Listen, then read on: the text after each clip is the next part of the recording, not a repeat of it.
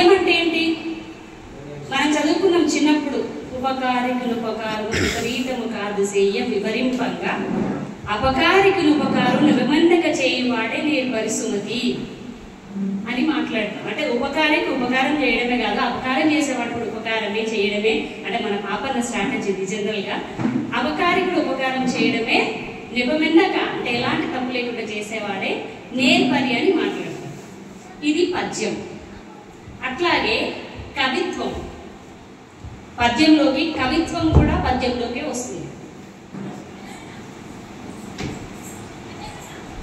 దాదాపు నాకు తెలిసి మన దాంట్లో, మన పార్టీలో గతంలో నుంచి మనకున్నది కానూరు తాత కావచ్చు, మన నాగన్న కావచ్చు, ఇంకా ఇప్పుడు మన దాసన్న లాంటి వాళ్ళు కావచ్చు, చాలా మటుకు పాటలు రాసేటప్పుడు, కవిత్వాలు రాసేటప్పుడు అది కొన్ని నియమాలకు లోబడి ఉంటుంది. పద్యం అంటే ఏం నియమాలు?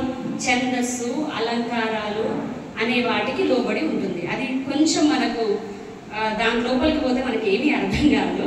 అంత లోపలికి నేను వెళ్ళను. జస్ట్ ఇక్కడి వరకు మాత్రమే, ఆ కవిత్వం వరకు మాత్రమే. అది కొందరు బాగా సబ్జెక్ట్ చదువుకున్నప్పుడు లేదా సృజనాత్మకంగా ఎవరికి వాళ్ళు ఆలోచించగలిగిన వాళ్ళు అవి రాయగలుగుతారు. ప్రధానంగా నేను ఇక్కడ స్ట్రెస్ చేసేది గద్యం. గద్యం అంటే ఏంటంటే వచనం. వచనం అంటే ఏంటి? పదాల అల్లికతో రాసేవి. దీన్ని వచనం అంటారు. అంటే మనకు తెలిసిన పదాలే, రోజు మనం మాట్లాడుకునే పదాలే, ఆ పదాల అల్లికతోని రాసే అన్నిటినీ కూడా మన గద్యం కిందకి తీసుకుంటాం. అయితే దీంట్లో ఏమేమి ఉన్నాయి ఈ గద్య రచనలో అంటే దాదాపు ఒక 7 రకాలైనవి మనకి ఇప్పటి వరకు ప్రక్రియలు, మనం ఇప్పటిదాకా నేర్చుకున్న ప్రక్రియలు. దాంట్లో మొదటిది ఫస్ట్ స్టేజ్ చేసేది లేఖ రచన. లేఖ అంటే లెటర్లు రాయడం. రెండోది సంభాషణ రచన. అంటే మనకు ఉపయోగపడే వాటిని ఫస్ట్ మనం తర్వాత స్ట్రెస్ చేసుకుందాం. ముందున్న పరిస్థితులు ఏంటంటే చూసుకొని తర్వాత దేనిపైన స్ట్రెస్ చేద్దామని ఆలోచిద్దాం. తర్వాత మూడోది కథా రచన.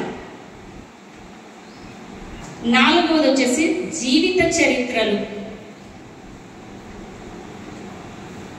జీవిత చరిత్ర, స్వీయ చరిత్ర.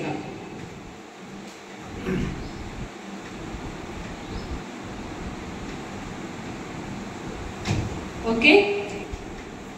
అనువాదం, అనువాద రచన. ఇది కూడా మనకు చాలా ముఖ్యమైనది. ఇది చాలా సందర్భాల్లో మాధవన్నకు మాకు కొన్ని 2 రకాల వాటిని మనం జనరల్గా చూస్తాము. అంటే మనం రాసే దాంట్లో అది ఎవరెవరు చూస్తారనుకున్నా నేను ఇప్పుడు కొంచెం ఉదాహరణగా మీకు చెప్తా. సృజనాత్మకత అంటే సృజనాత్మక వ్యాసాలు, సాధారణ వ్యాసాలు. ఇప్పుడు మీకు అర్థం కావాలి. లేదా ఊహాత్మకత, సృజనాత్మకత, ఊహాత్మకత అనేది. దాంట్లో మీకు ఉదాహరణ తీసుకుంటే మాధవన్న చాలా సందర్భాల్లో రాస్తున్నప్పుడు సృజనాత్మకత వ్యాసాలు వస్తాయి. ఎలా సృజనాత్మకత? ఒక అంశాన్ని చెప్పడంలో ఒక కొత్త శైలి ఉంటుంది. సాధారణ వ్యాసాలు మనం చెప్తూనే ఉంటాం, రోజు జరిగేదేంటో రాస్తూ ఉంటాం, ఒక శీర్షిక నిలుచుకుంటాం, రాస్తుంటాం. కానీ ఆ చెప్పే పద్ధతిని, నేను మానవ హక్కుల దినోత్సవమును ఈరోజు నన్ను జరుపుకుంటారు అని ఒకటి రాశారు మాధవన్న. బహుశా అది అందరికి అందుబాటులో ఉందో లేదో. అది చాలా సృజనాత్మకంగా ఉన్న వ్యాసం. సరే, దాంట్లో పోయినప్పుడు మిగతా నేను చదువుకుందాం, దాన్ని నేర్చుకుందాం. ఇప్పటికైతే ఈ ఇన్ని రకాలైన మనకు 6, దాంట్లో ఒకటి సృజనాత్మకత, సాధారణ వ్యాసాలు, ఈ 6 రకాలైన ప్రక్రియలు మనకు రచనలో ఉంటాయి. ఇవి మనకు ఉపయోగపడేటివి. ఉదాహరణకు మనకు లేఖ రచనలకు పోదాం. లేఖ రచనలో ఏం చేస్తాం మనం? లేఖలు అంటే లెటర్స్ ఎవరికి రాస్తాం? ప్రధానంగా మనం ఒక పార్టీ, కమ్యూనిస్ట్ పార్టీ కార్యకర్తగా మన పై కమిటీలకు లెటర్లు రాయడం ఒక పద్ధతి. రెండవది అధికారులకు అర్జీ పెట్టడం రెండవ పద్ధతి. వినతి పత్రం ఇవ్వడం మూడవ పద్ధతి. వీటిని ఎట్లా చేయాలి ప్రధానంగా మనం ఆలోచిద్దాం. సహజంగా వేరే వాళ్ళకంటేనేమో విద్యార్థులు లీవ్ లెటర్స్ రాసుకోవడం కావచ్చు, ఇంకేదన్నా వాళ్ళకు సంబంధించిన టీచర్లకు సంబంధించి రాసుకోవడం, అవి కొంత డిఫరెంట్గా ఉంటాయి. అవి మనకు అవసరం లేదు. మనం ఇక్కడ ప్రధానంగా దేనిపైన దృష్టి పెడతామంటే పై కమిటీలకు ఎలా లెటర్లు రాయాలి అంటే రోజు లెటర్లు రాయమని అర్థం కాదు, ఏం జరిగినా ప్రతిదీ లెటర్ రూపంలో పెట్టమని అర్థం కాదు. చర్చించుకోవడానికి చాలా వేదికలు ఉంటాయి. కానీ కొన్నిసార్లు పరిష్కారం కాబడని సమస్యలను పై కమిటీలకు మనం తెలియజేయడం కోసం ఒక లేఖ రచనను చేస్తాం. దాంట్లో ముఖ్యంగా మనం చేసేది ఏంటంటే గౌతమ్ రచన. సో ఇక్కడ రాసేటప్పుడు ముందుగా మనం ఏం చేస్తామంటే కుడి పక్క ఇక్కడ డేట్ రాసుకోవాలి, స్థలం రాసుకోవాలి, ఎక్కడ డేటు స్థలం. తర్వాత నువ్వు ఏ కమిటీకి ఎవరికి రాస్తున్నావు లెటర్. ఉదాహరణకు రాష్ట్ర కార్యదర్శి అనుకుందాం. ఉదాహరణకే చెప్తున్నా కామ్రేడ్స్, రేపు ఆయన మళ్ళీ రాష్ట్ర కార్యదర్శి లెటర్ రాసేది. రాష్ట్ర కార్యదర్శి ప్రధాన కార్యదర్శి గారికి సిపిఎంఎల్ న్యూడో మాట్లాడుకునేటప్పుడు సంభాషణ జరుగుతుంది, చాలా మాట్లాడుతూ ఉంటాం. కానీ అదే సంభాషణను పేపర్ పైన పెట్టి రాయాలి అని అంటే ఈ సంభాషణ రచన ఎందుకు మనం సంభాషణ రచన ఇంత బాగా నేర్చుకోవాలి మనం కమ్యూనిస్ట్ పార్టీ కార్యకర్తలుగా అంటే నాటికలు చేస్తాం, మనం చిన్న చిన్న స్కిట్స్ వేస్తుంటాం, లేదా పెద్ద నాటికలు మనం ఇంతకుముందు ఇక్కడ చేసినప్పుడు భగత్ సింగ్ నాటిక కావచ్చు, అట్లాగే మోడీకి సంబంధించిన ఒకటి ఇంతకుముందు బ్యాలే చేశాం, వీటికి చేసినప్పుడు కావచ్చు. ఒక స్క్రిప్ట్ రాసుకుంటాం.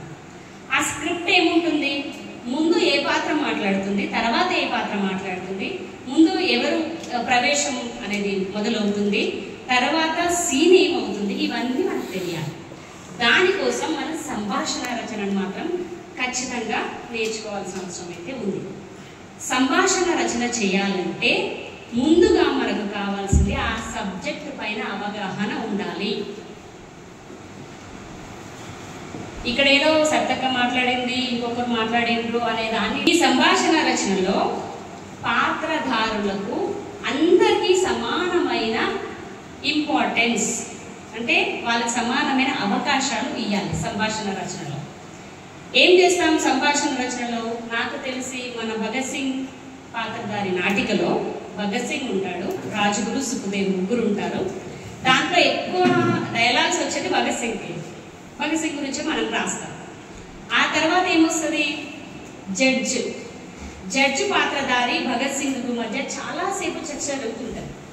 ఆ చర్చను ఆకట్టుకునే విధంగా మనం రాయాలి. ఏదో చర్చ అంటే మాట్లాడుకొని ఇద్దరి మధ్యనే కాన్వర్జేషన్ కాకుండా మధ్యలో ఇంకొకరు ఇన్వాల్వ్ అయ్యేటట్టు, లేకపోతే అక్కడ పోలీస్ అధికారి ఉంటాడు, ఆ పోలీస్ అధికారి ఇన్వాల్వ్ అయ్యేటట్టు, వాళ్ళందరూ కూడా సమానమైన ఇంపార్టెన్స్ వచ్చేటట్టు మన సంభాషణ రచన చేయాలి. ఈ సంభాషణ రచనే మన నాటిక రచనకు పునాదిగా ఉంటుంది. ఇది గుర్తుపెట్టుకోవాలి మనం. దీంట్లో ఏం చేస్తాం? సంభాషణ రాయడానికి కావాల్సిన నేపథ్యాన్ని ముందు మనం ఎంచుకోవాలి. ఏ నేపథ్యం? ఉదాహరణకు భగత్ సింగ్ సంబంధించింది కదా. భగత్ సింగ్ ఏ కాలంలో జరిగింది? 1929 కాలంలో జరిగింది. ఆ కాలానికి సంబంధించిన ఆ చుట్టుపక్కల ఉన్న వాతావరణాన్ని మనం ఆవిష్కరించాలి మన సంభాషణ రచనలో. మొదటగా ఆ రోజు బ్రిటిష్ అధికారి పరిపాలన కాలం, ఆ బ్రిటిష్ జడ్జి ఈయన శాండర్స్ హత్యకు భగత్ సింగ్ అంతకుముందు చేసిన కృషి ఏంటి, వీటన్నిటిని రాసుకొని వస్తూ కోర్టు హాలు, ఆ తర్వాత భగత్ సింగ్ ఎంట్రీ ఎట్లా తీసుకొస్తారు, ముగ్గురు పోలీసులు తీసుకురావడం. అంటే ఊహలో మనకది చదువుతున్నప్పుడు కానీ ఆ నాటిక చూస్తున్నప్పుడు కానీ మన ఊహలోకి రావాలి. అట్లా మన రచన సాగాలి. దానికోసం ఆ మొత్తం జరిగిన సంఘటన మన మైండ్లో రిజిస్టర్ అయిపోవాలి. మన మెదడులో ముందు మనం ఊహించుకోవాలి. ఊహించుకొని దాన్ని పేపర్ పైన పెట్టాలి. ముందు ఎవరికి అవకాశం ఇస్తాం అనే దాన్ని మొదలుకొని అక్కడున్న నేపథ్యాన్ని రాసుకొని మొత్తం బాడీని తీసుకొని సంభాషణ రచన అనేది తీసుకోవాలి. ముఖ్యంగా ఏం చేసుకోవాలి అని అంటే ఉపన్యాస ధోరణిలో మాత్రం రాయకూడదు. అంటే ఒకరికి మాత్రమే ఇంపార్టెన్స్ ఇవ్వద్దు, ఉపన్యాస ధోరణిలో కాకుండా ఉండాలి. అట్లాగే సహజంగా ఉండాలి, ఉపన్యాస ధోరణి ఉండొద్దు.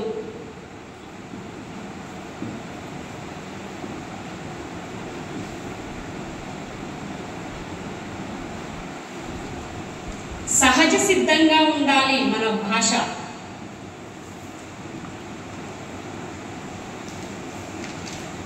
అంటే మనం వాడే భాష దాదాపు ఆ కాలంలో కొంచెం గ్రాంధిక భాష వాడేవారు. అంటే అప్పుడు భగత్ సింగ్ 1929, 31 నాటికి ఇంత వ్యవహారిక భాష ముందుకు రాకపోవడంతో కొన్ని పదాలు అక్కడ తేడాగా ఉంటాయి. వాటిని ఈ రోజు మనం ఎట్లా రాస్తున్నాము, ఎట్లా చదువుతున్నాము, ఎట్లా చెప్తున్నాము అనేది దృష్టిలో పెట్టుకొని భాష ఆ భాష మాత్రమే వాడాలి. ఇంతకుముందు ఏం వాడేవాళ్ళం, వ్రాయండి అని రాసేవాళ్ళు. ఇంతకుముందు తెలుగులో వ్రాయడం, చదవడం అనేది అనేవాళ్ళు. ఇప్పుడు ఏమైతుంది, రాయండి అంటున్నాం. అంటే ఈజీగా రాయండి లేకపోతే రాయడం, అంటే ఇలా సహజ సిద్ధమైన పదాలు వాడాలి. ఉదాహరణకు మన పల్లెటూరులో మనం నాటిక వేస్తున్నాం అనుకుందాం, పల్లెటూరులో ఈ సంభాషణ చెప్తున్నాం అనుకుందాం, ఆ పల్లెటూరు భాషనే వాడాలి మనం. మనం ఇక్కడ గ్రాంధిక భాషను, పుస్తక భాషను వాడినట్టుగా అక్కడ సంభాషణ భాష అనేది రాకూడదు. అది స్పష్టంగా గుర్తుపెట్టుకోవాల్సిన అంశం. అట్లాగే వీలైన చోటల్లా, అవసరమైన చోటల్లా ఆశ్చర్యార్థకం, ప్రశ్నార్థకం. ఆశ్చర్యార్థకం అంటే మనకు తెలుసు కదా, ఎట్లా పెడతాం ఆశ్చర్యార్థకం, అయ్యో అనేది వాడతామా?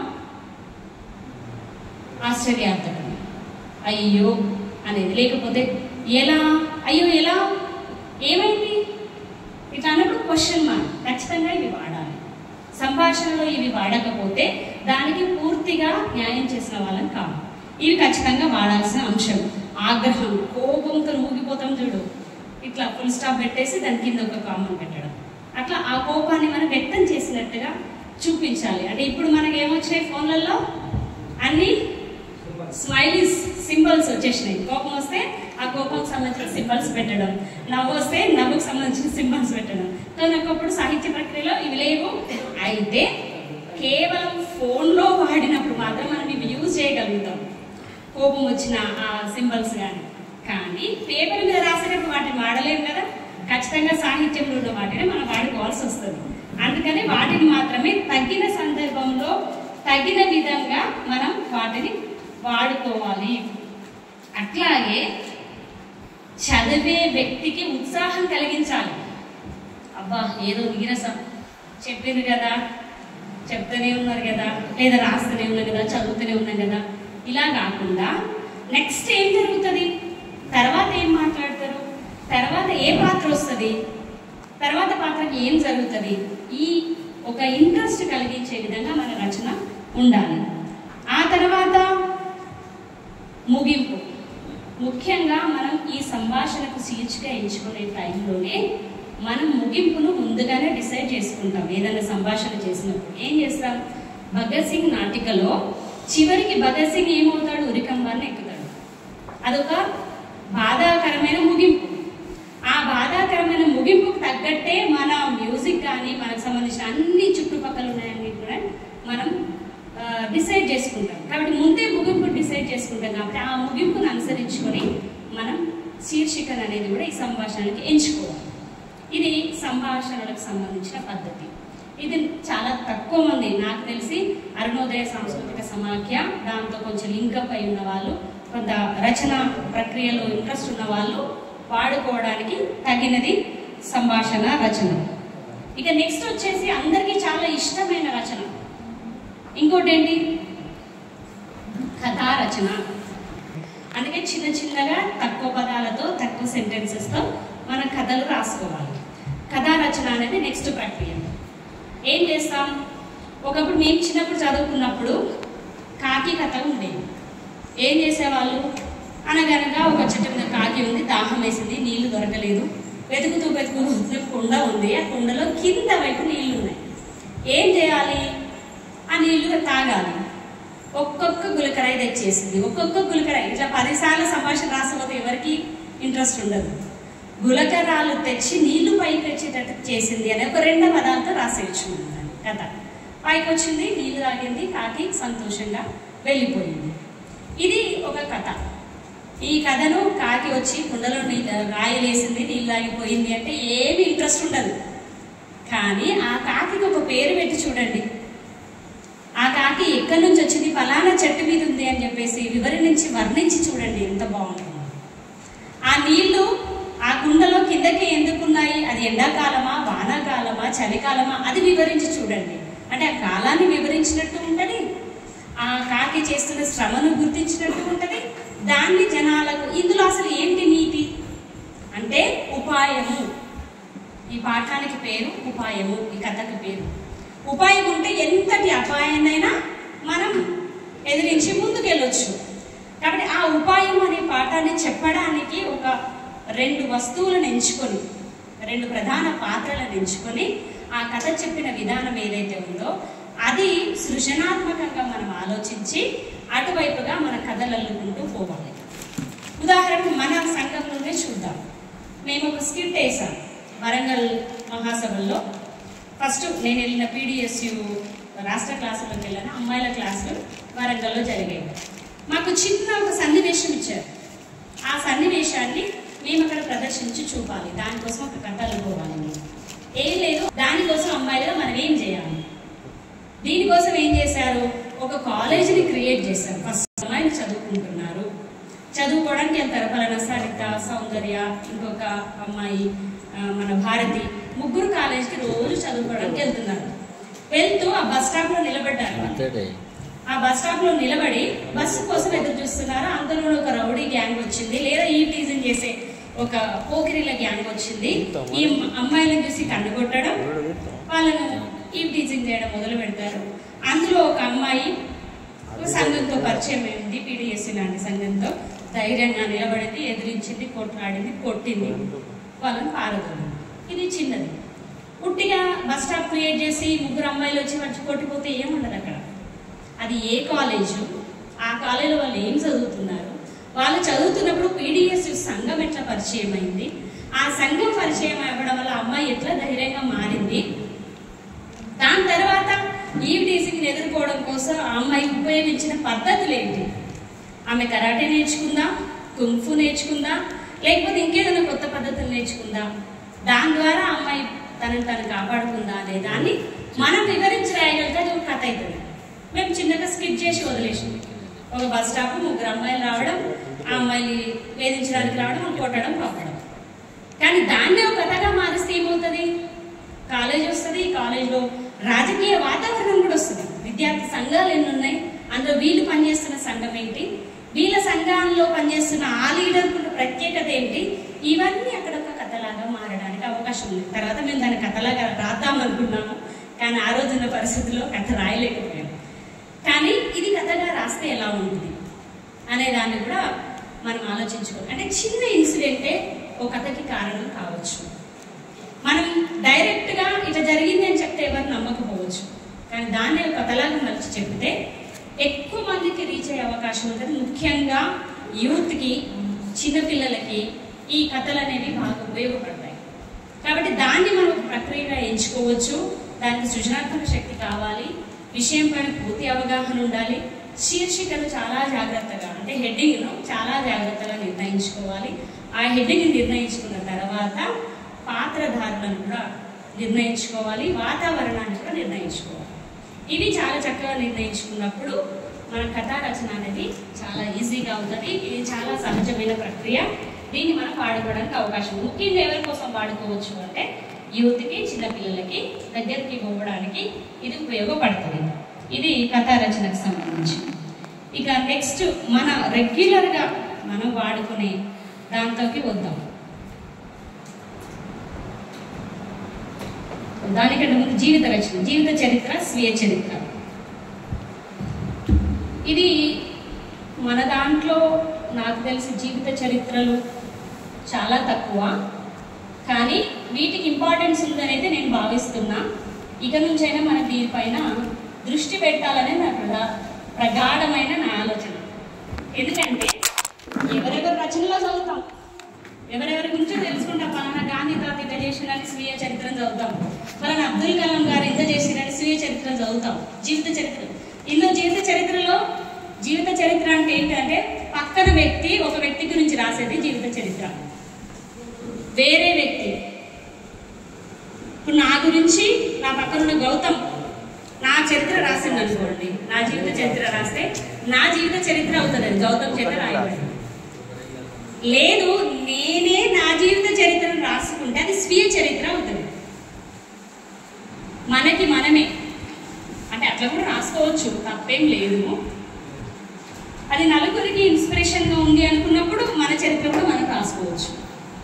అయితే ఇప్పటిదాకా నాకు తెలిసి మన వాళ్ళ జీవిత చరిత్రలు ఎంతమంది రాసిండ్రో, ఒక మన సుబ్బారావు పాణిగ్రాహికి సంబంధించిన జీవిత చరిత్ర వచ్చినట్టు నేను చదివినట్టయితే నాకు గుర్తుకుంది. మరి మిగతా అందరి వచ్చినాయో నాకు తెలియదు, నేనైతే అది చదివాను.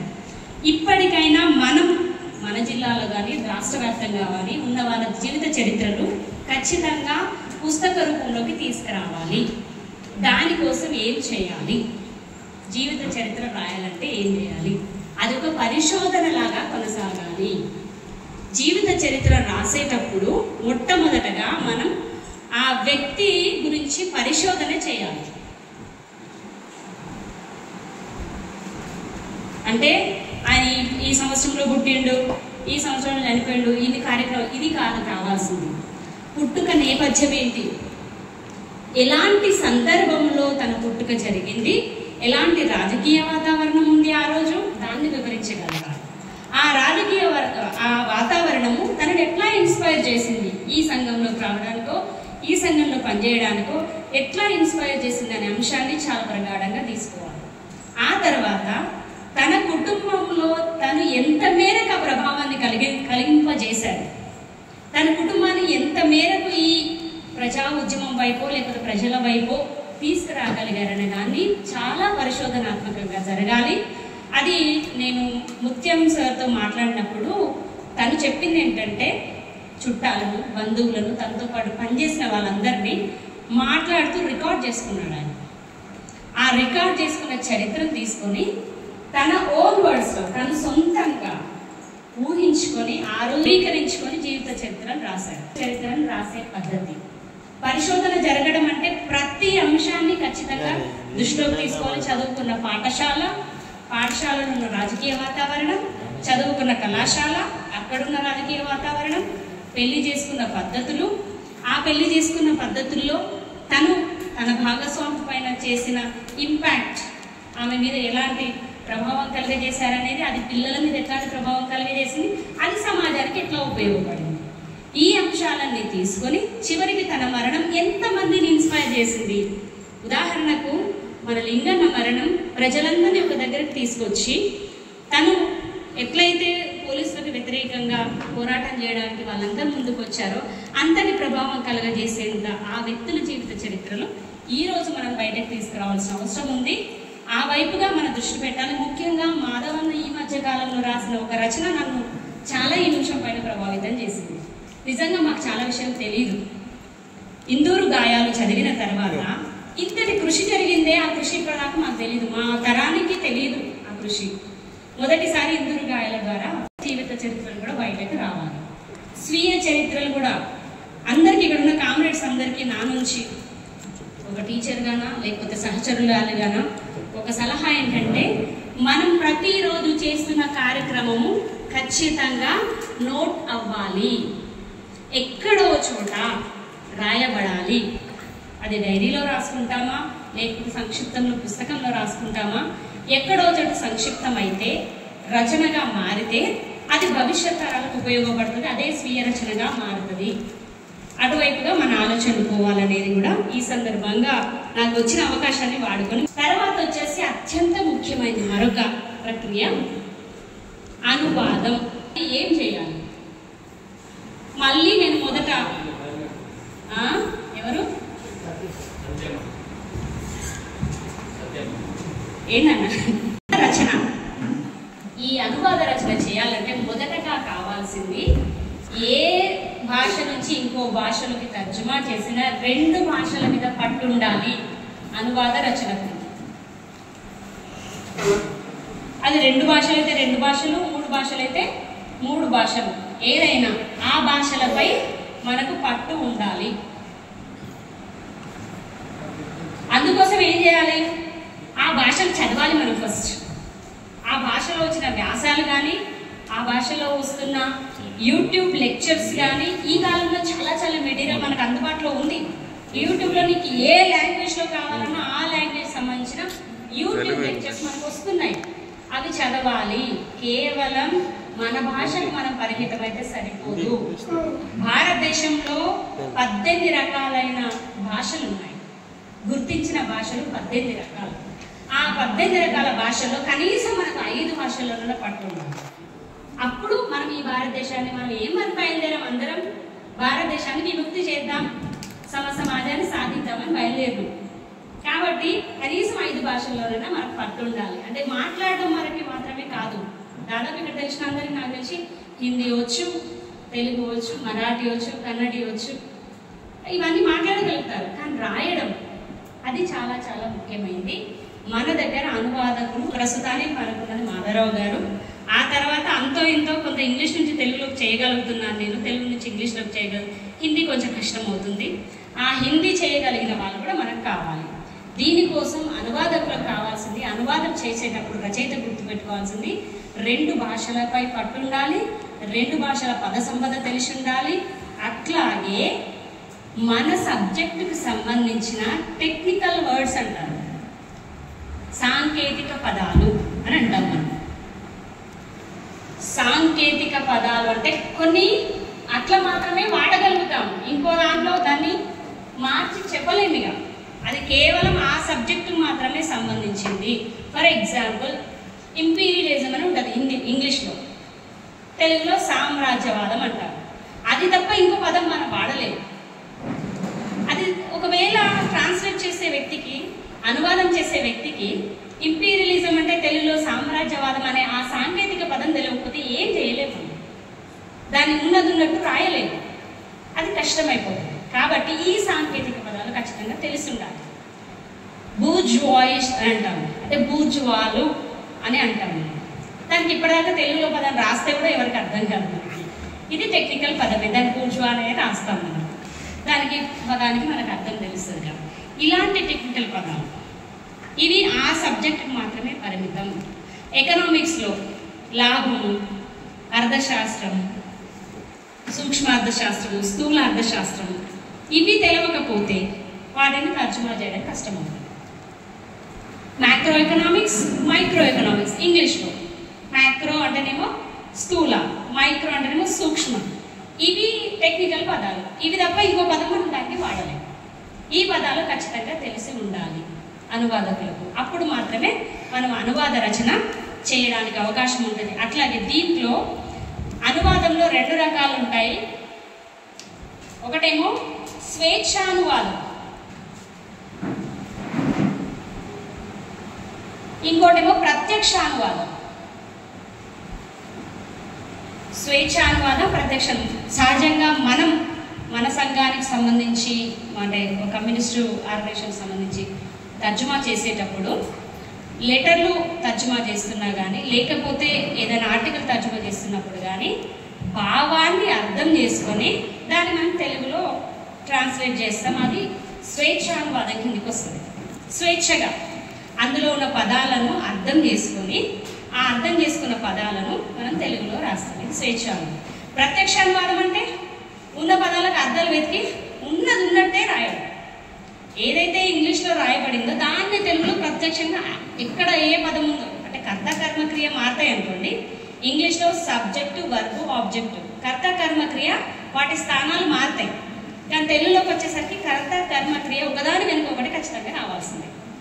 కాబట్టి ఆ మార్పు తప్ప మిగతాదంతా కూడా సేమ్ టు సేమ్ ఉంటుంది. అది ప్రత్యక్షానువాదం. దాదాపు మన మెజారిటీ టైంలో మనం వాడేది స్వేచ్ఛానువాదం మాత్రమే చేస్తాం. స్వేచ్ఛానువాదం చేయాలంటే ఏం చేయాలి? ఆ సబ్జెక్టు పైన కూడా మనకు అవగాహన ఉండాలి. ఉదాహరణకు మొన్న ఒక చోట మనం ఏదైనా ట్రాన్స్లేషన్ చేసేటప్పుడు కానీ, మన పార్టీకి సంబంధించిన సెంట్రల్ కమిటీ నుంచి కరపత్రం వచ్చింది. ఆ కరపత్రం తెలుగులో ట్రాన్స్లేట్ చేయాలంటే ఏం చేయాలి? ముందు అసలు సబ్జెక్ట్ ఏంటి, దేనిపైన కరపత్రం వచ్చింది, ఎందుకు తీశారు, ఈ అంశాలు మనకు తెలియాలి. అప్పుడు మాత్రమే మనం ట్రాన్స్లేట్ చేయడానికి ఈజీ అవుతుంది. ఏమీ తెలియకుండా డైరెక్ట్ కరపత్రం చూసి తెలుగులో అర్థాలు తెలుసుకొని రాస్తే అది అస్సలు సంపూర్ణమైన కరపత్రం కాదు. ముందు సబ్జెక్ట్ పైన మన అవగాహన ఉన్నప్పుడు ఒక 10 సార్లు చదువుకొని దాన్ని అర్థం చేసుకొని దాన్ని స్వేచ్ఛానువాదం చేయాలి. ఇది ప్రధానమైన ప్రక్రియ, మనకు ఉపయోగపడేది. ఈడిఎస్కు సంబంధించిన పిల్లలు దీనిపైన కాన్సన్ట్రేషన్ చేసి ట్రాన్స్లేషన్ పైన దృష్టి పెట్టాలి, అనువాదం పైన దృష్టి పెట్టాలి. అందుకోసం కూడా ఇంకా కొన్ని కార్యశాలలు జరిగితే బాగుంటుంది అనేది కూడా నాకున్న అభిప్రాయం. అట్లాగే నెక్స్ట్ వచ్చేసి వ్యాస రచన. వ్యాసం అంటే ఆర్టికల్, దాదాపు దీంట్లో వ్యాస రచన.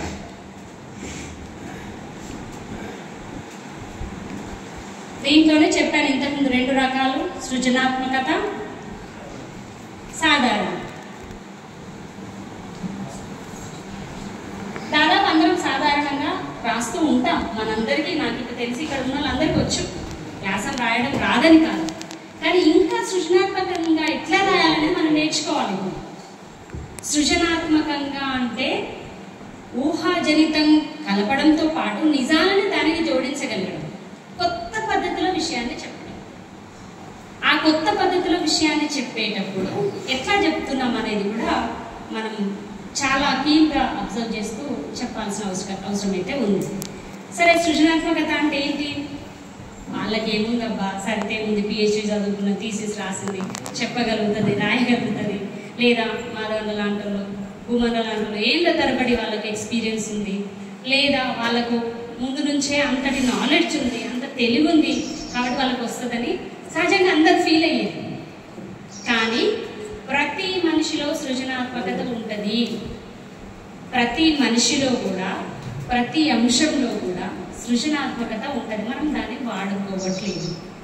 దానికి కావాల్సింది ఏంటంటే ఆ సృజనాత్మకతను వెలికి తీసే పద్ధతులు మనకు కావాలి. ఎప్పుడు వస్తాయి అంటే ఒక స్టెప్ ముందుకు వేసినప్పుడు మాత్రమే వస్తాయి. రాయాలి రాయాలి రాయాలని మనసు అనుకుంటే సరిపోదు. రాయడం మొదలు పెట్టినప్పుడే మనకు సృజనాత్మకత మొదలవుతుంది. ముఖ్యంగా వ్యాసం రచనలో మనం గుర్తుపెట్టుకోవాల్సిందంటే చిత్తుప్రతి చాలా ముఖ్యం. చిత్తుప్రతి అంటే తెలుసా? చిత్తుప్రతి అంటే మనకి ఏవైతే ఆలోచనలు వస్తున్నాయో వాటిని పేపర్ మీద పెట్టుకోవడం. అవి ఏవైనా అయి ఉండొచ్చు, తప్ప, ఒప్ప, మంచ, చెడ, అందులో కర్త కర్మక్రియ ఉందా లేదా, సెంటెన్స్ ఉందా, ఇదంతా కాదు ఆలోచించాల్సింది. ఫస్ట్ మెదడులో ఒక అంశానికి సంబంధించి నీకు వచ్చిన ఆలోచనలు ఒక పేపర్ మీద ఫటాఫట్ పెట్టుకుంటూ పోవడం. ఎన్ని చిత్తుప్రతిలు రాయగలిగితే మనం అంత గొప్ప వ్యాసం రాయగలం. పేపర్లు వేస్ట్ అయినా మనం బాధపడవద్దు. చిత్తుప్రతిలు పెరుగుతున్న కొద్దీ మన ఆలోచనలో మార్పు వస్తుంది, మన పదాల అల్లికలో మార్పు వస్తుంది, మన వ్యాసంలో గాఢత పెరుగుతుంది. ఇది నేను ప్రత్యక్షంగా అనుభవించిన విషయం. ఎన్ని పేపర్లు వేస్ట్ అయ్యాయి. ఒక పిహెచ్డి థీసిస్ మీద రాసేటప్పుడు మొదలు పెట్టేది ఎక్కడో ఉంటాం, చివరికి పోయేసరికి ఎక్కడికో పోతాం. అందుకే సంవత్సరాలు పడుతుంది పిహెచ్డి థీసిస్ చేసేటప్పుడు. ఎన్ని పేజీలు వేస్ట్ అవుతాయో. రాసి పడేయడం, రాసి పడేయడం, రాసి పడేయడం, దాన్ని మళ్ళీ మార్చుకుంటూ రాయాలి. ఈ పదం కరెక్టా అని తీసేసి మళ్ళీ ఇంకో పదం తీసుకొచ్చి పెట్టుకోవడం. అందుకే చిత్తుప్రతి అనేది చాలా ముఖ్యం. మీకు వచ్చిన ఆలోచనలు అనేటివి పేపర్లో పెట్టడం, దానికి సంబంధించిన మ్యాటర్ అంటే మెటీరియల్ ఎక్కడెక్కడ ఉందో ఆ మెటీరియల్ సేకరించుకోవడం, ఇది చాలా ముఖ్యమైనది. వ్యాసం రాయమన్నారు కదా, లేకపోతే కరపత్రం రాయమన్నారు కదా, పాత 10 కరపత్రాలను తీసేసి ఇటు దాటు అటు ఇటు చేసి పడేసి ఎత్తి పడేసి రాద్దాం అనుకుంటాం. అది చాలా తప్పుడు పద్ధతి. ఇదైతే అంటే రాయడం ఆ రోజుకి పని అయిపోతుంది కావచ్చు, మన మెదడుకు మనం పని చెప్పట్లేదు. విషయం అదే అయి ఉండొచ్చు కాక ఒక్కొక్కరు వ్యక్తీకరించే విధానం వేరుంటది. ఈరోజు నేను రాసే విధానం ఒక రకంగా ఉంటుంది, గౌతమ్ రాసే విధానం ఒక రకంగా ఉంటుంది, మాధవన్ రాసే విధానం ఒక రకంగా ఉంటుంది, వేల్పూర్ భూమన్న రాసే విధానం ఒక రకంగా ఉంటుంది. మేము ఎంత పోయి పీడిఎస్లో పనిచేసినాం కాబట్టి విద్యారంగం దగ్గరికి గుర్తుకొస్తాం. కొన్నిసార్లు ఎంత పోయి మన వేల్పూర్ భూమన్న వచ్చేసరికి మళ్ళీ ఏఎంఎస్ దగ్గరికి వస్తారు, రైతుల దగ్గరికి వస్తారు, రైతుల పరిస్థితి దగ్గరికి వస్తారు. అంటే ఆలోచన విధానాలు వేరుంటాయి, ఒక అంశాన్ని ఆలోచించే విధానం వేరుంటుంది. అప్పుడు ఆ కోణంలో రాసినప్పుడు కొత్త పాయింట్ బయటకు వస్తుంది కదా, కొత్త విషయం బయటకు వస్తుంది కదా. పీడిఎస్లో మేమేం ఆలోచిస్తాం? విద్యార్థులకు స్కాలర్షిప్లు లేవు, లేకపోతే విద్యార్థులు ఫీజులు కట్టుకోలేని పరిస్థితిలో ఉన్నారు, ఒకవైపు ఫీజులు పెరిగిపోతూనే ఉన్నాయి అని ఇటు ఆలోచిస్తాం. రైతులు ఏం ఆలోచిస్తారు? మాకు గిట్టుబాటు ధరలు లేవు కదా, మేము పంట పండించిన గిట్టుబాటు ధరలు రావట్లేదు కదా, మా పిల్లలకు ఫీజులు ఎట్లా కడతాం అని రైతు ఆలోచిస్తారు. ఇద్దరు ఒకే దగ్గరికి వచ్చారు కదా. ఈ కోణం ఒకటి, ఈ కోణం ఒకటి, ఇవి రెండు కలిసి అనుకోండి ఒక ప్రధాన బ్రహ్మాండమైన కరపత్రం తీసుకురాలేమో. అటువైపు మన ఆలోచనలు ఉండాలి. ఒక వ్యాసము శీర్షిక ప్రధానమైనది, అది కరపత్రం అయినా అయ్యి ఉండొచ్చు, ఆర్టికల్ పేపర్కి రాసే ఆర్టికల్ అయినా అయ్యి ఉండొచ్చు. శీర్షికనే ప్రధానం. ఆ శీర్షిక వీలైనంత షార్ట్గా ఉండాలి, చిన్నగా ఉండాలి. పెద్ద శీర్షిక పెడితే చదవలేరు, అది అర్థం కాదు. వీలైనంత పెద్ద శీర్షిక ఉండాలి, చిన్న శీర్షిక ఉండాలి. అది మన రాసిన మొత్తం వ్యాసాన్ని ప్రతిబింబించాలి. ఏదైతే వ్యాసం రాస్తున్నామో ఆ వ్యాసం మొత్తాన్ని ప్రతిబింబించేటట్టుగా ఉండాలి. ఉదాహరణకు రైతులకు గిట్టుబాటు ధర గురించి మనం రాస్తున్నాం ఒకటి. అదే కరపత్రాన్ని ఒకసారి రైతుల గిట్టుబాటు ధర గురించి రాస్తాం, ఇంకోసారి రైతు చట్టాల గురించి రాస్తాం. సేమ్ ఏకేఎంఎస్లో రాస్తారు కదా, రైతు చట్టాల గురించి రాస్తాం, ఇంకోసారి రైతుల పోరాటం గురించి రాస్తాం. 3 రకాలైన కరపత్రాలు ఏకేఎంఎస్ వాళ్ళు రాయగలుగుతారు. ప్రతిసారి ఒకే శీర్షిక అయితే పెట్టలేం కదా, ప్రతిసారి రైతులదే కదా, పెట్టలేం కదా. రైతుకు సంబంధించిన గిట్టుబాటు ధరకు సంబంధించి ఒక శీర్షిక తయారు చేసుకున్నామంటే ఆ దాంట్లో మొత్తం రైతు గిట్టుబాటు ధర యొక్క హిస్టరీ ఏంది, ఆనాటి నుంచి ఈనాటి వరకు ఉండే హిస్టరీ ఏంది, రేపు భవిష్యత్తులో ప్రభుత్వం ఏం చేయబోతుంది, మనం ఏం చేయాలి, ఒక కరపత్రం అయిపోతుంది అక్కడ. ఫస్ట్ రైతులు పండించిన పంటకు గిట్టుబాటు ధరను కల్పించాలి, ఇది మనం శీర్షిక పెట్టుకున్నాం అనుకుందాం. తర్వాత ఏం చేస్తాం, మొదటగా శీర్షిక పెట్టినాక ఏం చేస్తాం, శీర్షిక పెట్టినాక వివరిస్తూ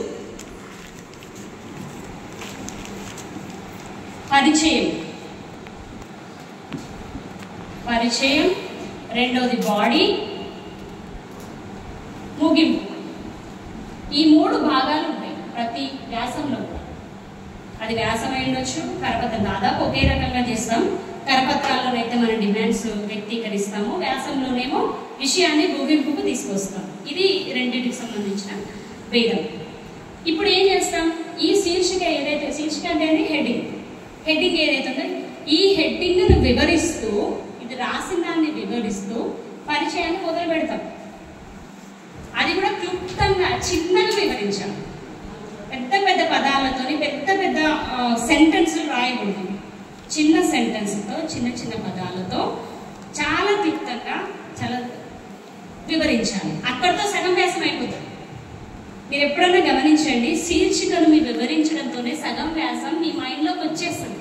దాని చుట్టూ నెక్స్ట్ ఏం చేస్తాం, బాడీలోకి వచ్చేసరికి మొదటి దాంట్లో పరిచయంలోనే శీర్షికను వివరించడం అయిపోతుంది.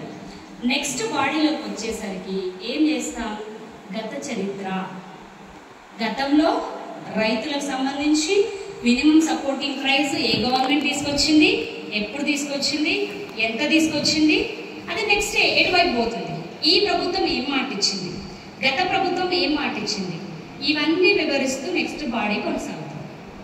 తర్వాత ఏం చేస్తాం, మనం ఏం చేస్తున్నాం, ఈ మినిమం సపోర్టింగ్ ప్రైస్ కోసం మనం ఏం చేస్తాం, ఇప్పటిదాకా చేసిన పోరాటం ఏంది, మన పోరాటం ఎక్కడ దాకా వచ్చింది, రేపు పోరాటం ఎక్కడ దాకా పోవాలి, ప్రజలందరూ దీని నుంచి ఏం అర్థం చేసుకోవాలి, చివరికి ముగింపుకి వస్తాం. ఇదంతా ప్రజలు అర్థం చేసుకొని మినిమం సపోర్టింగ్ ప్రైస్ కోసం లేదా గిట్టుబాటు ధర కోసం మనం అందరం పోరాటం చేయాల్సిన అవసరం ఉంది. అందుకోసం ఫలానా చోట మనం ఉద్యమం చేస్తున్నాం. ఒకవేళ ధర్నా కోసం కరపత్రం రాస్తేనేమో ఫలానా చోట ధర్నా చేస్తున్నాం కాబట్టి మీరందరూ రాగలరని చెప్పడం, ఇది ముగింపుకి వస్తుంది. అంటే సాధారణంగా మనం రాసే పద్ధతి ఇది. లేదు ఇంకొంచెం కొత్త సృజనాత్మకంగా రాద్దాం అనుకుందాం. ఉదాహరణకు ఈ మధ్య కాలంలో ఒకటి మహిళా రెజ్లర్ల మీద దాడి జరిగింది. అక్కడ ఎవరో బ్రిజ్భూషణ్ సింగ్ లైంగిక వేధింపులకు పాల్పడ్డాడని మనం ఒక ప్రోగ్రాం తీసుకున్నాం. మహిళా రెజ్లర్ల పోరాట సమితి, సంఘీభావ పోరాట సమితితో కొన్ని కార్యక్రమాలు చేశాను. అప్పుడు నేను ఒక వ్యాసం రాశాను. నిజంగా నేను సాధారణ వ్యాసమే రాశాను. వ్యాసం అంటే కరపత్రం రాశాను. అది మాధవ్ నా దగ్గరికి కొంచెం కరెక్షన్స్ కోసం మనం పంపించడం జరిగింది. 2 పదాలు యాడ్ చేశారు మాధవ్ అన్న, దానికి సంపూర్ణత్వం వచ్చేసింది. అది నేను చాలా చాలా ఆలోచించి అసలు నేను ఇంట్లో ఎందుకు రాయలేకపోయాను, ఇంకా సృజనాత్మకంగా ఎందుకు జరిగిన విషయాలు చెప్పాను నేను అంతే వాస్తవంగా. కానీ మాధవ్ అన్న ఒకటి యాడ్ చేసింది ఏంటంటే, బ్రిజ్భూషణ్ సింగ్ ఈయన WFI అధ్యక్షుడు కూడా అని రాశాను. WFI అధ్యక్షుడు అని చెప్పి రాశాను. మాధవన్న ఏం జోడించారు దానికంటే, WFI అధ్యక్షుడు కూడా ఆయన మామూలుగా ఉంటాడు, ఆయన బుర్ర నిండా తప్పుడు ఆలోచనలే, ఆయన బుర్ర నిండా తప్పుడు ఆలోచనలు. ఇది నాకు చాలా మంది గుర్తు చేశారు ఈ పదాన్ని. ఇంత బాగా ఎట్లా రాయగలిగారు? కొన్నిసార్లు నేనే గిల్టీగా ఫీల్ అసలు రాసింది నేను కాదు, అది నాకు ఈరోజు వచ్చింది, అది బయటకు చెప్పలేను, అలాగని ఒప్పుకోకుండా ఉండలేను. రెండు నాకు చాలా ఇబ్బందిగా అనిపించింది. అతని బుర్ర నిండా తప్పుడు ఆలోచనలే అనే ఆ పద ప్రయోగం ఎంత పెద్దగా అర్థాన్ని ఇచ్చింది ఒక్కసారి మనం ఆలోచించుకుంటే. అంటే WFI అధ్యక్షుడు ఇతను, ఎంపీ ఆ రెగ్యులర్లందరికీ అధ్యక్షుడు, ఆయన బుర్ర నిండా తప్పుడు ఆలోచనలే. అంటే మొత్తం అమ్మాయిల పైన ఆ తప్పుడు ఆలోచనలు కలిగిన వ్యక్తి అని ఒక పదంలో వ్యక్తీకరించేశారు మా వాళ్ళు. ఇది సృజనాత్మకత వ్యాసం అంటే. ఇట్లా మనం రాయగలగాలి.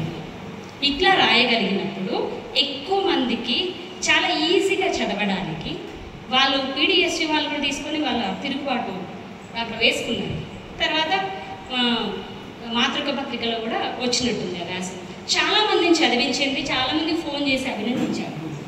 అంటే ఇట్లా మనం రాయగలిగితే, ఇంకా సృజనాత్మకంగా రాయగలిగితే దాన్ని మనం చాలా మంచి వ్యాసంగా, చాలా మంచి ఆర్టికల్గా మనం చేయగలుగుతాం. అదే పేపర్ కోసం రాసినాం అనుకుందాం, ఇదేమో మనం రాసే కర్తవ్యం. పేపర్ కోసం రాసినప్పుడు ఏం చేయాలి? మన కార్యకర్తలకు పిలుపునిచ్చినట్టు కాకుండా ప్రజలకు పిలుపునిచ్చేదిగా ఉండాలి. మన రాసే భాష, మన వాడే పదాలు సామాన్య జనానికి అందుబాటులో ఉండే విధంగా ఉండాలి. ఉదాహరణకు మనం పదే సామ్రాజ్యవాదం, విదేశీ పెట్టుబడులు, FDIలు ఇవన్నీ మాట్లాడుతూ పోతే ఈ రోజున్న జనరేషన్కి ఇవి అర్థం కావట్లేదు. కాబట్టి ఏం చెయ్యాలి అని అంటే, విదేశీ కంపెనీలు వచ్చి పెట్టుబడులు పెట్టి ఉద్యోగాలు ఇవ్వడం వల్ల, ఉద్యోగాలు ఇస్తామని చెప్పడం వల్ల మన దేశానికి సంపద పక్క దేశాలకు వెళ్ళిపోతుంది. కాబట్టి అది సింపుల్గా సామాన్య జనానికి కూడా అర్థమయ్యే విధంగా మన పదాలను రాసుకుంటూ, అది వీలైనంత తక్కువ. ఈ మధ్య ఆర్టికల్స్ పేపర్ వాళ్ళు ఏమడుగుతుందంటే, మీరు పుంఖాలుగా 10 పేజీలు రాసి పంపిస్తే మేము ప్రచురించలేము. చాలా తక్కువ, చిన్న సైజులో ఉండాలి, ఈజీగా చదివించగలగాలి, ఒక మొత్తం సెంటెన్స్ ఒకే పదంలో చెప్పగలిగితే బాగుంటుంది అని అంటున్నాం. దానికోసం మనం ఏం చేయగలుగుతామని అంటే, జాతీయాలు అంటారు తెలుసా? జాతీయాలు, సామెతలు, కోకొల్లలు అంటారు. ఇంకా మూలిగే నక్క మీద తాటకాయ పడ్డట్టు అంటారు. అసలే ఇప్పుడు ఎండాకాలం పంటలు వచ్చేసినాయి, రోడ్ల మీద మొత్తం పంటలన్నీ వాళ్ళు ఆరేసుకుంటున్నారు రైతులు. ఒకవైపు ఏమో గిట్టుబాటు ధర లేక వాళ్ళు బాధలు పడుతుంటే, మూలిగే నక్క మీద తాటకాయ పడ్డట్టు ఆ కాల వర్షాలు. చాలు, ఈ సెంటెన్స్లో మొత్తం జరుగుతున్న అంశాలంతా మనం వివరించగలుగుతాం. ఇట్లాంటి పదప్రయోగం మనం వాడడం అలవాటు చేసుకోవాలి. మొత్తం మళ్ళీ సామ్రాజ్యవాదం చేయడం వల్ల, లేకపోతే వాతావరణ కాలుష్యం వల్ల మొత్తం కిమ్రోనిమస్ మేఘాలు వచ్చి వాతావరణం చల్లబడి రైతులకు కష్టం అవుతుంది, ఇవన్నీ రాసేయబడుతుంది. ఈ చిన్న పదాలతో మనం దీన్ని రాయగలుగుతాం. అటువైపుగా మన ప్రయత్నాలు చేయాలి. అందుకోసం మనం ఈ వ్యాసాలని ఉపయోగించుకోవాలి. ఇది వ్యాసము, అట్లాగే కరపత్రానికి సంబంధించి. అట్లాగే ఇంకోటి ఇందులో ప్రధానంగా గుర్తుపెట్టుకోవాల్సింది ఏంటంటే, ఎవరి కోసం మీరు ఈ వ్యాసం రాస్తున్నారు, ఎవరిని ఉద్దేశించి, మీన్స్ ఏమంటారు అంటే, రైతులను ఉద్దేశించి రాస్తున్నారా, లేకపోతే విద్యార్థులను ఉద్దేశించి రాస్తున్నారా, లేకపోతే చిన్న అంటే చదువుకునే అండర్ గ్రాడ్యుయేషన్ పిల్లలకు రాస్తున్నారా, లేదా ఏమీ చదువు రాని, ఏమాత్రం తెలియని వాళ్ళ కోసం, వాళ్ళకి ఇంకో ద్వారా అంటే క్లాసులు చెప్పడం కోసమో లేకపోతే కూర్చోబెట్టి వాళ్ళని అర్థం చేయించడం కోసం చేస్తున్నారా? ఇది చాలా చాలా ముఖ్యమైనది. ఎవరి కోసం రాస్తున్నాం మనం, వాళ్ళ స్థాయి ఏంటి, ఎంత మేరకు చదవగలుగుతారు. ఉన్నత విద్య వాళ్ళ కోసం రాస్తున్నాం అనుకుందాం, అప్పుడు ఈ పదాలు వాళ్ళకి సరిపోవు, మనం జనరల్గా వాడే పదాలు వాళ్ళకి సరిపోవు. దానికి తగ్గట్టు ఆ టెక్నికల్ పదాలను ఆ వాటికి సంబంధించిన వాటికి మనం వాడాల్సి వస్తుంది.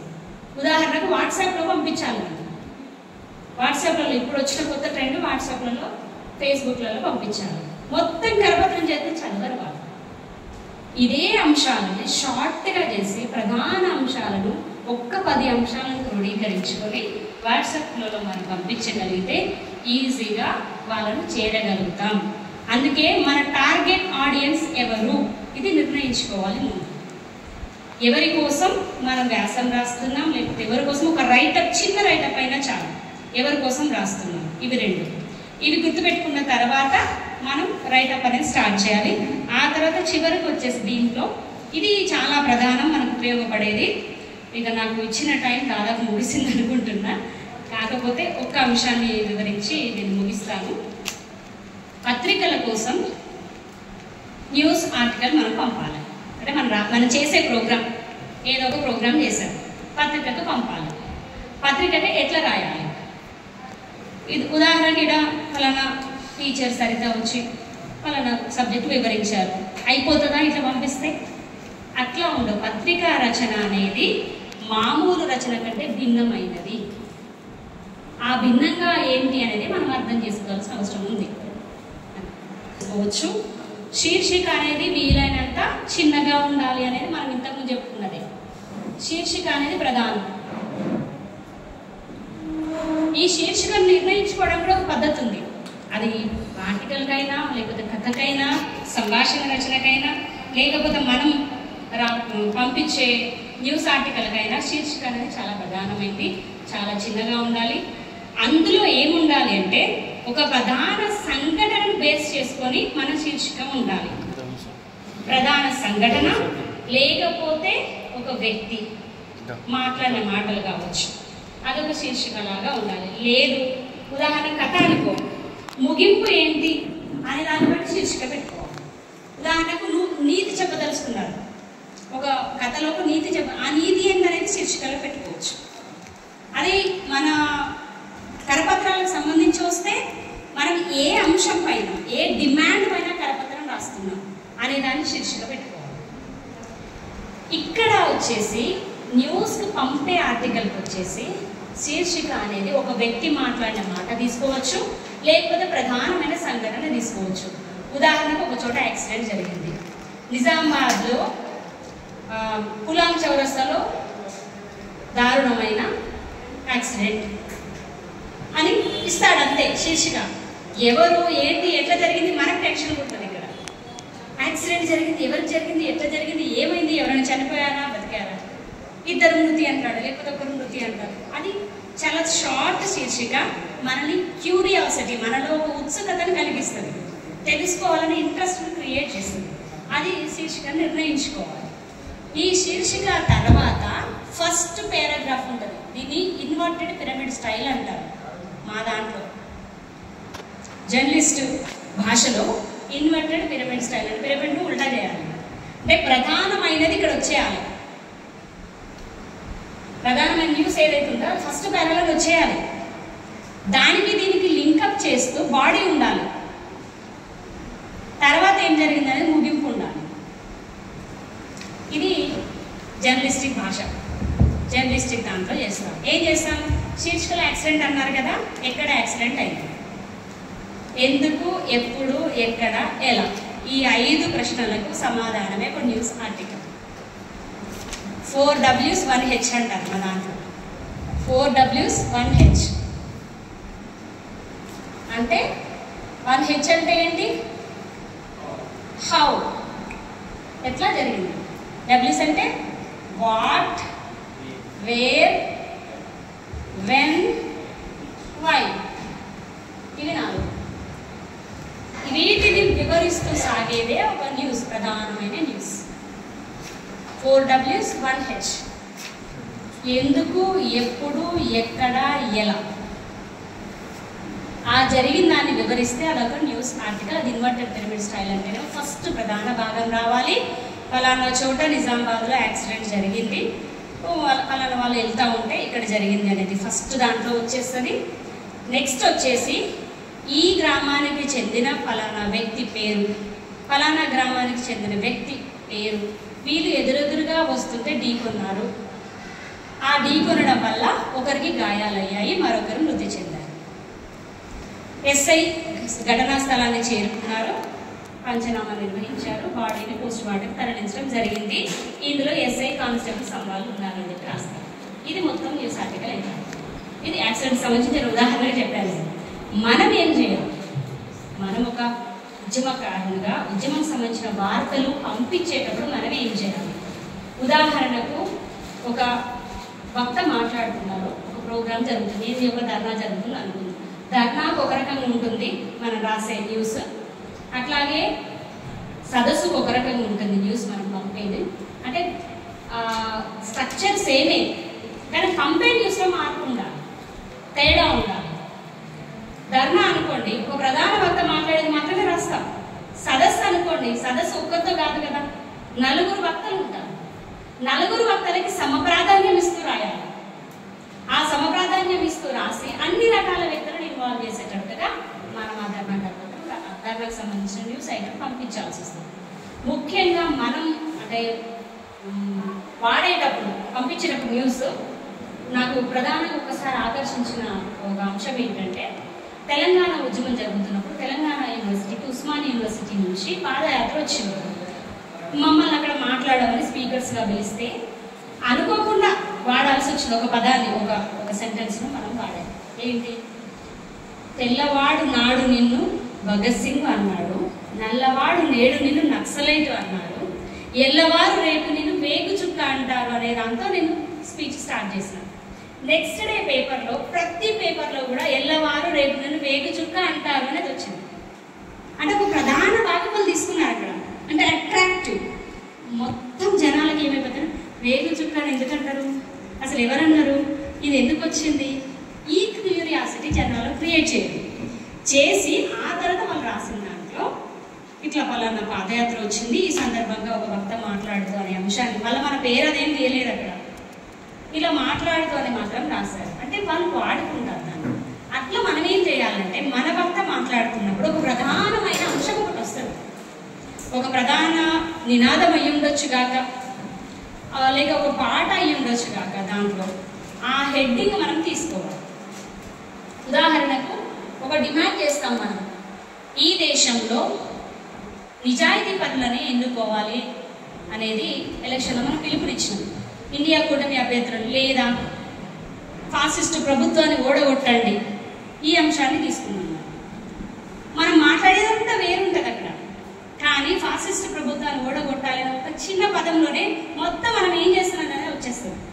ఫాసిస్ట్ అంటే ఎవరు? బీజేపీ ప్రభుత్వం ఏం చేస్తుంది, ఇవన్నీ చేస్తుంది అనేది మనకు వచ్చే కింద దాంట్లో వస్తుంది. అంటే శీర్షికను ఎంచుకునేటప్పుడు వక్త మాట్లాడిన ప్రధానమైన అంశాన్ని తీసుకొని శీర్షిక ఎంచుకోవచ్చు. లేదా రైతులకు గిట్టుబాటు ధర అందించాలని ఏకేఎంఎస్ ధర్నా, సింపుల్, అది మామూలుగా పెట్టేసుకోవడం. ఇది కొత్త సృజనాత్మకత కిందికి రాదు. సృజనాత్మకత అంటే ఏంటంటే ఒక్క ఆ సెంటెన్స్లోనే మొత్తం పదాన్ని అర్థమయ్యేటట్టుగా జనాన్ని అట్రాక్టివ్ చేసేటట్టుగా ఎంచుకోవడం శీర్షిక అవుతుంది. ఆ తర్వాత వివరాలు, ఎక్కడ జరిగింది ధర్నా, ఏమని జరిగింది, ఎవరెవరు పాల్గొన్నారో చివరికి రాసుకోవడం. ఇది న్యూస్కి సంబంధించిన ఆర్టికల్. ఇక వాట్సాప్, ఫేస్బుక్ సంబంధించిన దాంట్లో మనందరికి తెలిసిన విషయమే, రోజు రాస్తూనే ఉన్నాం. దాంట్లో కూడా చాలా మొత్తం ఇవన్నీ రాసేటప్పుడు మనం ప్రధానంగా గుర్తుపెట్టుకోవాల్సింది ఏంటంటే, భాష చాలా ప్రధానమైనది. అది వ్యాసమైనా, కథ అయినా, సంభాషణ అయినా, లేకపోతే న్యూస్ పంపించేదైనా రాసే అక్షర దోషాలు ఉంటాయి కదా, మొత్తం ఆ న్యూస్ ఆర్టికల్ని పాడు చేసి పడేస్తాయి. ఇప్పుడు ఒక చిన్న అంటే మొదటి ఆ ఉపయోగించాల్సిన చోట రెండో ఆ ఉపయోగిస్తే ఏమవుతుంది, అనగా అంటాం కానీ ఆనగా అనం కదా. ఇది చాలా చాలా చోట్ల మన నుంచి జరుగుతున్న మిస్టేక్స్. నేను చాలామంది కామెంట్స్ గమనించిన మిస్టేక్స్. రాతలో తప్పులు లేకుండా చూడాలి, పదాలు దానికి అతికిన పదాలే వాడాలి, మనకు నచ్చిన పదాన్ని వాడకూడదు, అర్థాలు తెలియని పదాలు అసలే వాడకూడదు. కొన్నిటికి అర్థాలు తెలివై కొంతమంది కామెంట్స్ కానీ వాడేస్తుంటారు విరివిగా, అది చాలా తప్పు. తెలియకపోతే తెలుసుకోవడం, లేకపోతే పదాన్ని మొత్తం వాడకపోవడం అనేది చేయాలి. అక్షర దోషాలు ఉండకూడదు. తెలిసిన దాన్నే చాలా ఈజీగా జనాలకు అర్థమయ్యే విధంగా మనం రాస్తే బాగుంటుంది. ఆ రాసేది కూడా చాలా సృజనాత్మకంగా ఉండాలి. సృజనాత్మకత అనేది ఎవరికో జీన్స్లోంచి వెంటనే ఊడిపడదు. అఫ్కోర్స్ కొందరికి కొంత ఎక్కువ ఏమంటారు, గ్రాస్పింగ్ పవర్ ఎక్కువ ఉంటుంది. చెప్పింది వెంటనే అర్థం చేసుకునే వాళ్ళు కొంతమంది ఉంటారు, ఓ 2 సార్లు చెప్తే అర్థం చేసుకునే వాళ్ళు కొంతమంది ఉంటారు. కానీ సాధన చెయ్యంగా రాందే ఉండదు కదా, సాధనము నా పరుల సంకూరు ధరలోనా అని అంటారు. మనం సాధన చేస్తూ పోతే, సృజనాత్మకంగా ఆలోచిస్తూ పోతే రాకుండా అయితే ఉండవు. దానికోసం మనం చేయాల్సింది ఏంటి, రాస్తూ పోవడమే మనం చేయాల్సింది. ఒకసారి కొన్ని మిస్టేక్స్ వస్తాయి, రెండోసారి మార్చుకుంటాం, ఇంకోసారి మార్చుకుంటాం. ఒక మంచి రచయితకు కావాల్సింది ఏంటంటే ముందు బిడియాన్ని వదిలిపెట్టడం, నాకు రాదేమో అనే సంశయాన్ని వదిలిపెట్టడం, నేను చెయ్యగలుగుతాను ఒక మోటివేషన్ తీసుకోవడం. ఇది తీసుకున్నాక భాష నేర్చుకోవడం, చదవడం అలవాటుగా మార్చుకోవడం, పద సంపదను పెంచుకోవడం, దాన్ని రాతలో పెట్టడం. ఇవి చేసినప్పుడు మనం సక్సెస్ అవుతాము. నాకు వీలైనంతగా వివరించడానికి ప్రయత్నం చేశాను. ఇంకేమన్నా కామ్రేడ్స్కు అంటే దీంట్లో రాలేవు అని అనుకుంటే మన్నించి అర్థం చేసుకుంటారని ఆశిస్తూ ముగిస్తున్నాను.